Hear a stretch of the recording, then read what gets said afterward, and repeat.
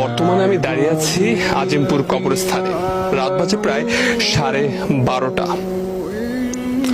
এখানে আসার উদ্দেশ্য হলো মানুষকে আসলে কিছু বার্তা দেয়া, তাদেরকে আসলে জীবনের বাস্তবতা সম্পর্কে কিছুটা ধারণা দেয়া। ঢাকা শহরের ব্যস্ততার ভিড়ে আসলে আমরা অনেকে ভুলে যাই দিন শেষে আসলে আমাদের কোথায় যেতে হবে। আপনি যদি দেখেন এখানে প্রায় হাজার হাজার কবরস্থান রয়েছে। আমরা আসলে আপনাদেরকে একটু ঘুরে দেখাতে চাই জীবনের করুণ বাস্তবতা। দেখুন, পরিবেশটা দেখুন এবং এই কবরস্থানগুলোর দিকে একবার তাকান। এদের কিন্তু প্রিয় মানুষ ছিল, বন্ধু ছিল, কত আত্মীয় স্বজন ছিল, কিন্তু আজ দেখুন এই রাতের বেলা গভীর অন্ধকার, এদের পাশে কিন্তু কেউ নেই। আপনার বেলাও কিন্তু ঠিক একই ধরনেরই ঘটনা ঘটবে।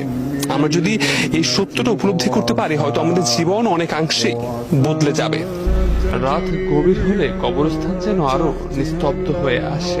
পুরো পরিবেশ স্মরণ করিয়ে দেয় সব রাস্তা একদিন এই নীরবতার দিকেই ফিরে আসে। অনেক তরুণের এই ভুল ধারণা রয়েছে তারা হয়তো মৃত্যু হলে মারা যাবে, কিন্তু বাস্তবতা হলো আমরা কবরস্থানে এসে দেখতে পেয়েছি অনেক তরুণ কিন্তু এখানে ঘুমিয়ে আছে। তারা কিন্তু চলে গেছে পৃথিবী ছেড়ে। এবং আপনি দেখেন আমার সামনেই কিন্তু একটি কবর রয়েছে যেখানে আমাদের মতো তরুণী কিন্তু ঘুমিয়ে আছে চিরনিদ্রায়।